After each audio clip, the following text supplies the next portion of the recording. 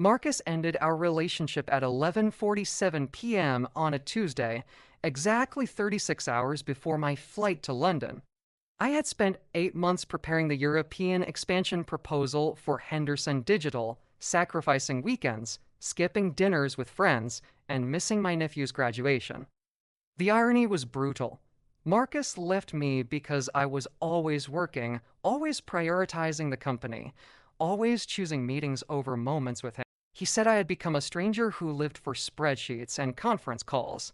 That same night, I discovered something worse than heartbreak. At the office, in front of 12 colleagues, two vice presidents, my boss Gerald announced that Ryan Peterson would be leading the London presentation instead of me. Gerald said the clients preferred someone with a more traditional profile, someone who better represented American corporate values. Everyone understood what traditional meant. The room went silent, and I felt every pair of eyes avoiding mine. I arrived at work that Wednesday morning pretending the breakup had not shattered me inside. Gerald called me into the conference room and spoke about changes in the London strategy. He said Ryan would take my place for the presentation with the European investors. I asked why, and he smiled uncomfortably.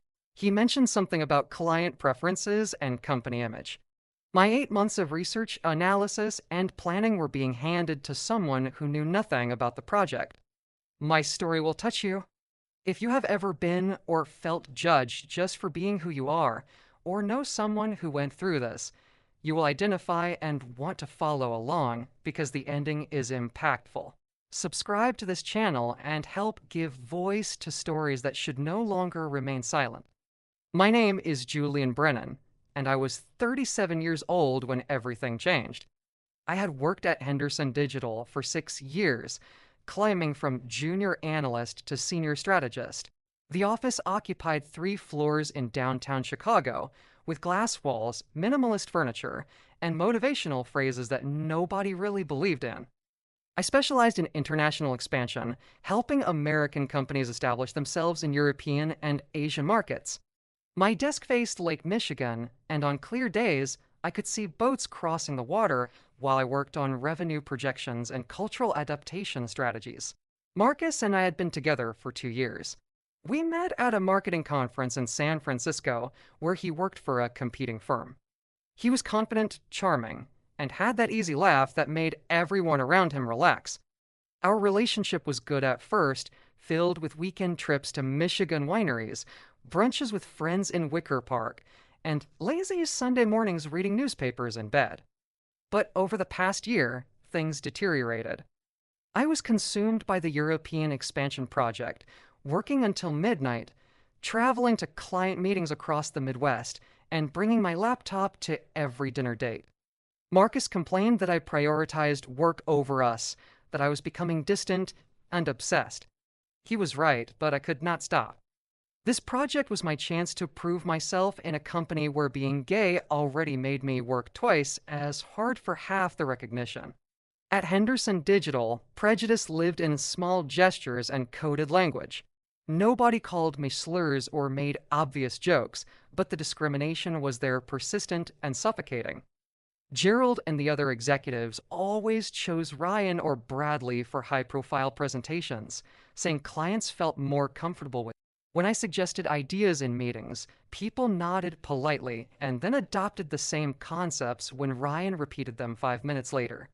During company happy hours, conversations shifted awkwardly when I approached groups of male colleagues. They talked about sports, weekend plans, and dating in ways that excluded me without explicitly saying so. I learned to read rooms to gauge which spaces welcomed me and which ones tolerated me out of legal obligation.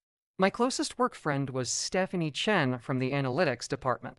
She was brilliant, direct, and one of the few treated me like a complete human being instead of a diversity checkbox. We had lunch together most days at a Thai restaurant 2 blocks from the office, sharing frustrations about corporate politics and laughing at the absurdity of executive decisions. I trusted Stephanie completely, or so I thought. 3 months before the London trip, I confided in her about Marcus and our relationship struggles.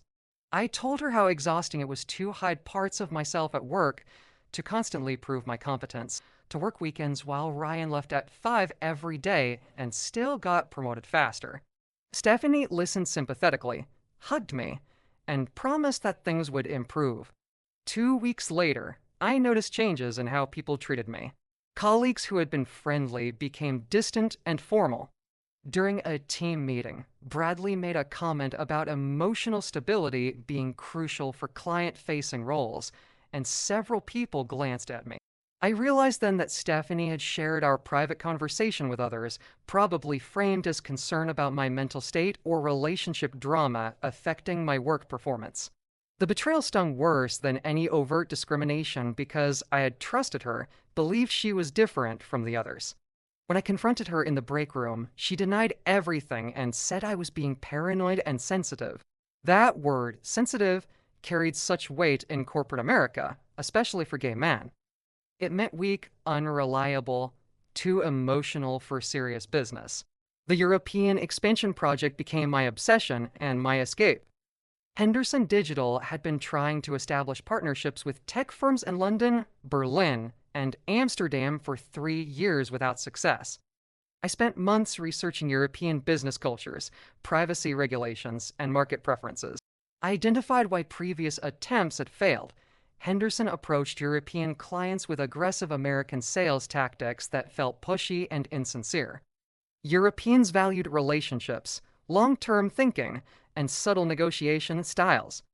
I redesigned our entire pitch strategy, created detailed market analysis reports, and built relationships with potential partners through months of video calls and carefully crafted emails. By January, I had secured preliminary interest from 3 major firms worth a combined $180 million in contracts over 5 years. Gerald was impressed initially. He praised my work in team meetings and said I was doing exceptional research. But as the London presentation date approached, his enthusiasm cooled. He started making comments about who should represent Henderson in Europe, about first impressions and corporate image. Ryan began sitting in on my strategy meetings, asking basic questions and taking notes.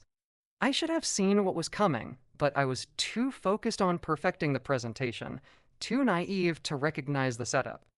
I worked every weekend in March, refining slides, memorizing client preferences, and rehearsing answers to potential questions. Marcus grew increasingly frustrated with my absence, with canceled dinners and postponed date nights. Our apartment became a place where we coexisted rather than connected, passing each other in hallways and sleeping on opposite sides of the bed. That Tuesday night when Marcus ended things, I understood his reasons even as my heart broke. He said he felt invisible in my life, that I had chosen career advancement over our relationship, that he could not compete with my need to prove myself at a company that would never truly value me. He was calm and sad rather than angry, which somehow made it worse. He packed a bag and left for his sister's place in Evanston, saying he would collect the rest of his things later. I sat alone in our living room, surrounded by half-packed suitcases for London and printed presentation materials scattered across the coffee table. My phone buzzed with a text from Gerald asking me to come in early Wednesday morning for an important meeting. I already knew what that meeting would be about.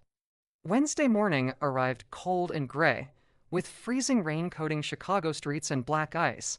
I barely slept, alternating between crying over Marcus and obsessing over what Gerald might say.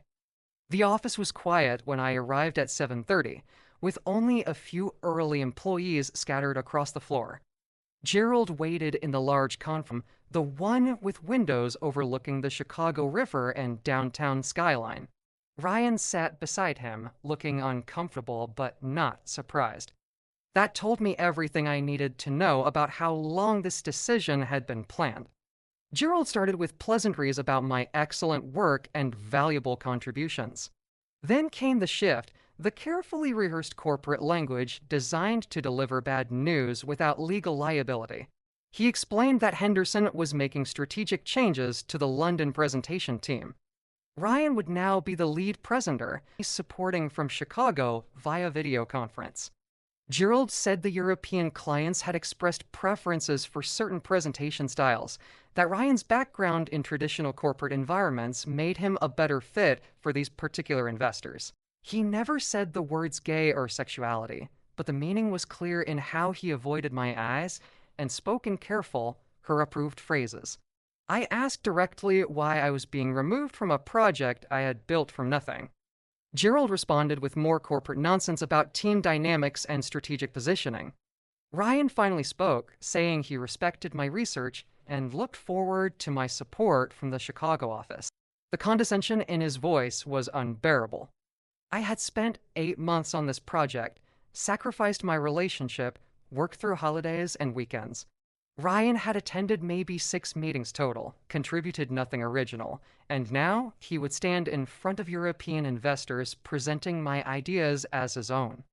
I left that conference room feeling hollow and furious, a dangerous combination that made my hands shake as I walked back to my desk. The rest of Wednesday passed in a blur of rage and grief. Colleagues avoided me, confirming that news of my demotion had already spread through office gossip channels. Stephanie sent a sympathetic email saying she was sorry about the team changes, as if this were a normal corporate restructuring rather than obvious discrimination. I ignored her message and focused on a more pressing problem: what to do about my non-refundable flight to London leaving Thursday evening. Marcus was gone, my career was crumbling, and I had a business class ticket to Europe that cost $3,000. Canceling felt like admitting defeat, like letting Gerald and Ryan win completely. But going to London alone, watching from the sidelines as Ryan presented my work, seemed equally unbearable. That Wednesday afternoon, I received a text from an unknown number. The message said, "This is Adrian Torres. Marcus gave me your number. I heard what happened with your London trip. Can we talk?" I stared at the name for several seconds before remembering who Adrian Torres was. He had dated Marcus 2 years before I met him, a relationship that ended badly when Marcus left him for someone else.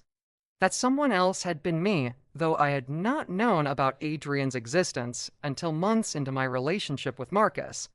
According to Marcus, Adrian had been devastated by the breakup, angry and hurt in ways that took him over a year to process. I had never met Adrian or spoken to him directly. The idea that Marcus had contacted his ex-boyfriend about my situation was bizarre and slightly humiliating, but I was desperate enough to respond. We met that evening at a wine bar in River North, one of those trendy places with exposed brick and overpriced small plates. Adrian was shorter than I expected, maybe 5'8", with dark hair, warm brown eyes, and an easy confidence that immediately put me at ease. He worked in international finance, helping American investment firms navigate European regulations and markets. He had lived in London for 3 years and still maintained an apartment in Shoreditch that he used during frequent business trips. Adrian explained that Marcus had called him that morning, concerned about my mental state and the London situation. Marcus knew Adrian traveled to Europe regularly and thought perhaps Adrian could offer support or advice. Adrian asked detailed questions about the Henderson digital project, listening carefully as I explained the partnerships I had developed and the presentation Ryan would be stealing. His expression grew increasingly thoughtful, and finally, he said something that changed everything. One of the firms I had been negotiating with, Kensington Tech Solutions, was a company Adrian had worked with for 5 years. He knew their chief operating officer personally and had helped them navigate several American investment deals. Adrian said Kensington's leadership team was progressive and merit-focused, that they would care more about competence than corporate image politics. He suggested that if I went to London as planned, he could arrange an informal meeting with Kensington's executives, separate from the official Henderson presentation. It was risky and potentially violated my employment contract, but Adrian spoke about it as a business opportunity rather than revenge. We talked for 3 hours, the conversation flowing easily in ways it rarely did with straight colleagues, or even with Marcus toward the end. Adrian had been through similar experiences with workplace discrimination, had felt the exhaustion of constantly proving himself in conservative finance environments. He understood the specific challenges of being gay in corporate America, the invisible labor of code switching, and the career cost of being authentic. By the end of the evening, we had made a plan. Adrian would fly to London on the same Thursday evening flight, using miles to book a last-minute ticket. He would introduce me to his Kensington contacts on Friday morning, before the official Henderson presentation scheduled for Friday afternoon. If things went well, I might be able to establish an independent relationship with Kensington, one that could survive even if Henderson bungled the official pitch. Thursday morning arrived with Marcus's absence still heavy in my apartment. I packed for London in a daze, throwing clothes into a suitcase while processing the previous 48 hours. My partner had left me, my boss had stolen my project, and I was about to fly to Europe with my ex's ex-boyfriend in some desperate attempt to salvage my career. The absurdity of the situation would have been funny if it were not so painful. I called in sick to work, unable to face another day of pitying looks and awkward silences. Gerald left a voicemail saying Ryan would handle everything in London and that I should focus on supporting from Chicago.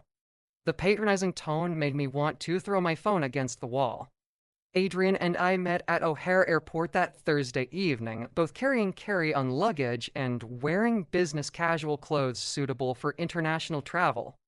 The flight was 8 hours, departing at 6 p.m. Chicago time and arriving in London at 8 a.m. local time on Friday. We sat together in business class, separated from economy by a curtain and a significant price difference. Adrian worked on his laptop while I pretended to read a novel, both of us too anxious to sleep much. Somewhere over the Atlantic Ocean, as most passengers dozed under thin airline blankets, Adrian told me more about his history with Marcus. They had dated for 18 months, living together in a condo near Millennium Park. Adrian thought they were building a future together, discussing marriage timelines and potential adoption plans. Then Marcus met me at that San Francisco conference, fell hard and fast, and ended things with Adrian via a difficult but honest conversation. Adrian admitted he had been bitter for months, had said cruel things to mutual friends, and avoided places where he might encounter Marcus and me together. But time and therapy had given him perspective. He recognized that Marcus had not maliciously hurt him, that sometimes relationships ended not because of betrayal, but because people changed and wanted different things. Adrian had moved on, dated other people, and built a successful career that kept him traveling between Chicago, New York, and London. He said he agreed to help me partly because Marcus asked, but mostly because he remembered how workplace discrimination felt, how exhausting it was to fight for opportunities that straight colleagues received automatically. There was something healing about two of Marcus's ex-boyfriends, separated by years and circumstances, forming an unlikely alliance based on shared identity and mutual respect. We landed at Heathrow Friday morning, exhausted and running on coffee and adrenaline. London was cold and damp, with that particular gray sky that made everything look like a Victorian painting. Adrian's apartment in Shoreditch was small but comfortable, a one-bedroom place with modern furniture and windows overlooking brick buildings and narrow streets. He offered me the couch and took a quick shower while I changed into fresh clothes and prepared for our meeting with Kensington Tech Solutions. The meeting was scheduled for 10 a.m. at their offices in Canary Wharf, giving us barely enough time to cross London on the Underground. I felt sick with nervousness and sleep deprivation, questioning whether this desperate plan made any sense at all. Kensington Tech Solutions occupied the 20th floor of a gleaming office tower with panoramic views of the Thames and East London sprawling below. Adrian greeted the receptionist by name, and we were shown to a bright conference room where two executives waited. Patricia Montgomery was the chief operating officer, a woman in her mid-50s with sharp eyes and a direct manner. David Chen was the vice president of American operations, younger and more relaxed, with a quick smile and excellent questions. Adrian made introductions casually, positioning me as an independent consultant he wanted Patricia and David to meet. Nobody mentioned Henderson Digital initially, though my research had been based on Kensington as a primary target partner. I presented my European expansion analysis without slides or corporate polish, just honest conversation about what I had learned over 8 months of research. I explained how American tech companies typically failed in European markets by ignoring cultural differences and regulatory requirements. I outlined specific strategies for Kensington to partner with American firms in ways that felt collaborative rather than colonial. Patricia and David listened intently, asking detailed questions about privacy laws, market timing, and competitor positioning. 90 minutes into the conversation, Patricia finally asked directly what my connection was to Henderson Digital and their scheduled presentation that afternoon. I made a decision in that moment to tell the truth completely. I explained that I had developed the entire Henderson proposal, that the company had removed me from the presentation team 48 hours before departure, and that Ryan Peterson would be presenting my research without credit or compensation beyond my salary. I did not explicitly mention discrimination, but Patricia's expression suggested she understood what remained unsaid. She asked why I was meeting with them separately, whether this violated my employment obligations. I responded that I was exploring independent consulting opportunities and wanted Kensington to have complete information before making partnership decisions.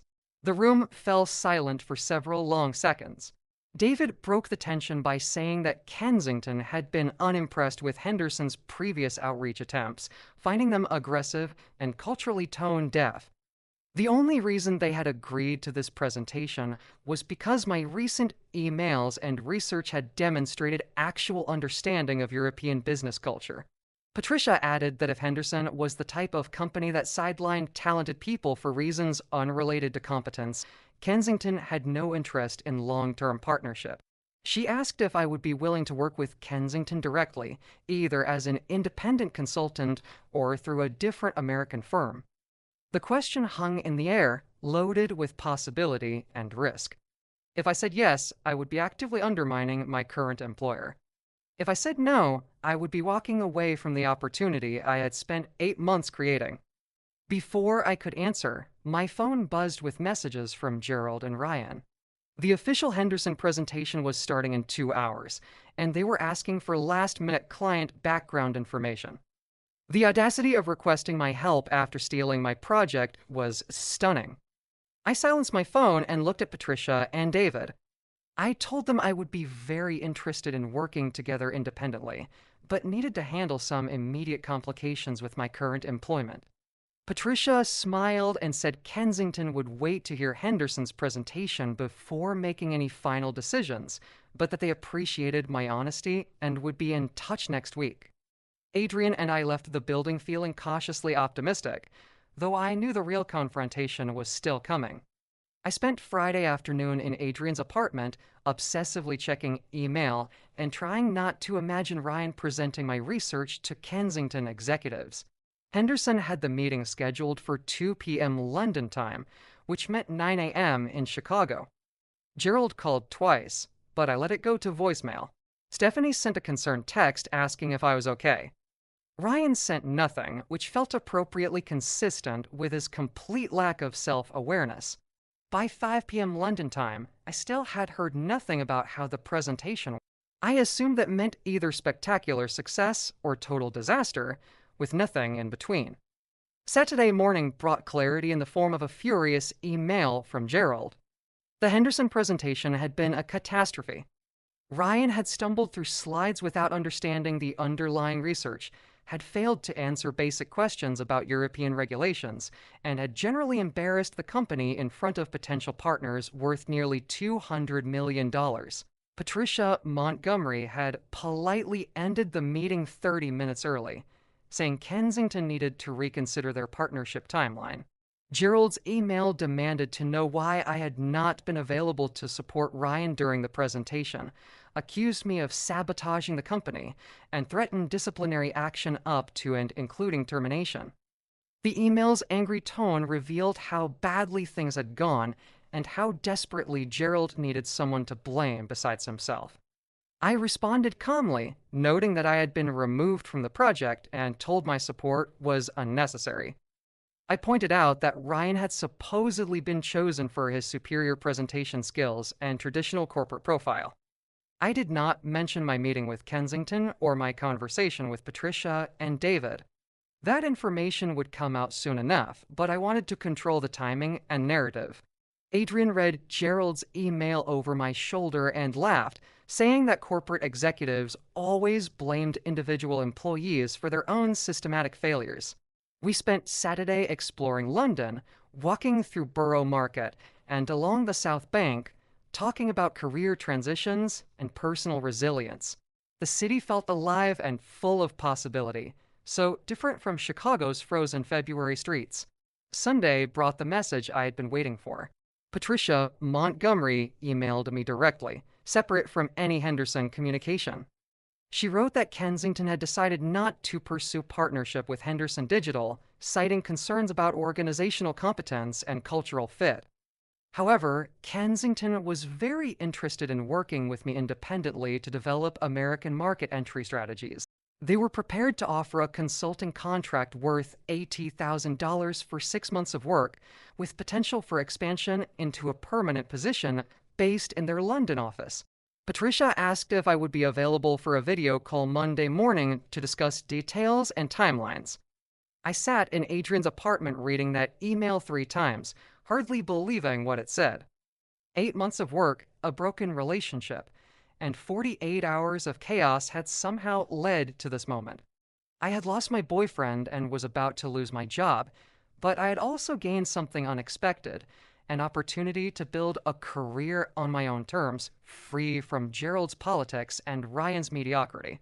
I looked at Adrian, who was making coffee in the tiny kitchen, and thought about the strange path that had brought us together. 2 men connected by a shared past with Marcus, finding unexpected friendship and mutual support in the ruins of separate heartbreaks. It felt like the universe's strange sense of humor and justice combined. I flew back to Chicago on Monday evening, arriving Tuesday morning exhausted but determined. Gerald had called an emergency meeting for Wednesday, though he did not specify the agenda. I knew what was coming. I would be fired or pressured to resign, blamed for the London disaster despite having been excluded from the actual presentation. Corporate America loved scapegoats, especially ones who could not easily defend themselves without exposing discrimination. I spent Tuesday organizing documentation.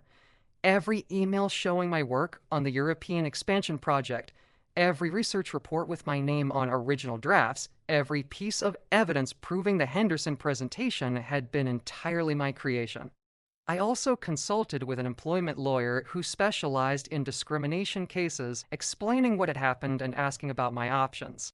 The lawyer, a sharp woman named Rachel Kim, reviewed my documentation with growing interest. She said I had a strong case for discrimination based on sexual orientation, that Gerald's decision to remove me from the London presentation fit clear patterns of workplace prejudice. The timeline was particularly damning. I had led the project for 8 months until the high-profile presentation moment, when suddenly Ryan was deemed more suitable despite having minimal involvement. Rachel said we could pursue legal action if Henderson fired me, using discovery to expose their discriminatory practices. However, she also noted that litigation was expensive, time-consuming, and emotionally exhausting, often dragging on for years with uncertain outcomes. She asked if I had any alternative options that might be more satisfying and immediate. I told Rachel about Kensington's offer and Patricia Montgomery's email.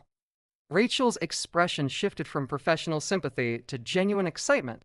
She explained that if Kensington hired me independently and successfully entered the American market using my strategies, it would be both personal vindication and professional damage to Henderson.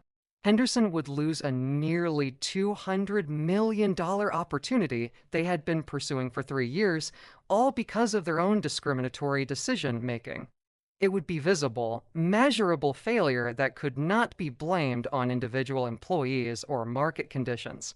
Rachel said that sometimes the best revenge was not legal action, but rather demonstrable success that made former employers realize exactly what they had lost. Wednesday's meeting was predictably awful. Gerald, Ryan, and someone from Human Resources sat across from me in the same conference room where I had been demoted 5 days earlier. Gerald started with accusations. I had sabotaged the London presentation through my unavailability, had failed to adequately prepare Ryan and had demonstrated unreliable behavior that raised concerns about my commitment to Henderson Digital. The HR representative took notes with a neutral expression, occasionally asking clarifying questions designed to protect the company from legal liability. Ryan said nothing, looking vaguely uncomfortable, but not uncomfortable enough to defend me or acknowledge the truth. I let Gerald finish his prepared speech before responding calmly.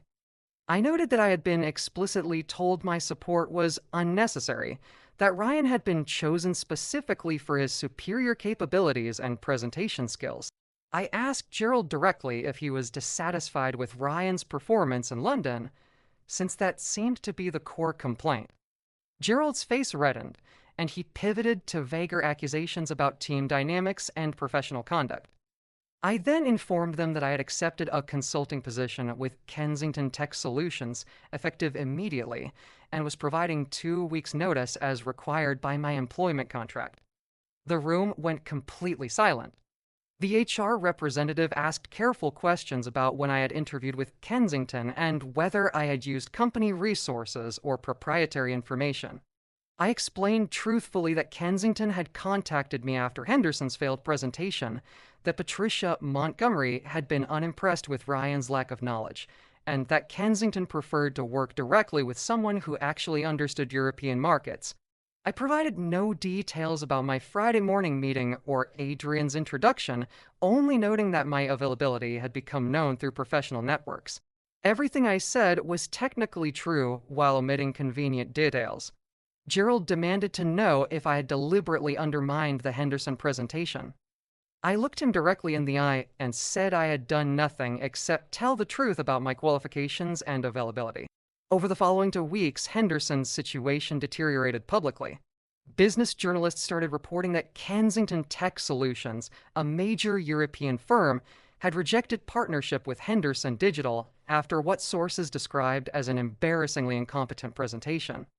Industry newsletters speculated about internal dysfunction at Henderson, noting the company's repeated failures to establish European market presence despite significant investment. Several Henderson clients began reviewing their contracts, concerned about the company's strategic direction and leadership quality. Gerald tried to contain the damage through corporate communications and carefully worded press releases, but the narrative was already established. Henderson had bungled a major opportunity through poor execution and questionable personnel decisions. Kensington announced in late March that they had hired independent American consultants to guide their market entry strategy, a move praised by European business publications as smart and culturally aware. My name was not initially public, but industry insiders knew who Kensington had contracted. Former colleagues from Henderson started reaching out, some apologetic, others curious about opportunities.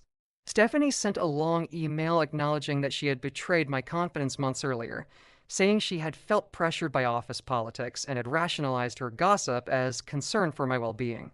Her apology felt inadequate, but sincere, and I responded with polite distance. Some relationships, once broken by betrayal, could not be fully repaired regardless of later regret. Ryan's career trajectory changed dramatically. Gerald had positioned him as a rising star, someone ready for senior leadership and major client responsibilities. The London disaster destroyed that narrative completely. Ryan remained at Henderson, but was quietly moved to less visible projects, his promotion timeline indefinitely delayed. He sent me a brief email in April, acknowledging that the European expansion had been my project and that he should have declined the opportunity when Gerald offered it. Ryan wrote that he had convinced himself he deserved the chance, that his discomfort with my sexuality was justified as business pragmatism rather than prejudice. His email read like therapy homework, something his counselor had probably suggested as accountability work.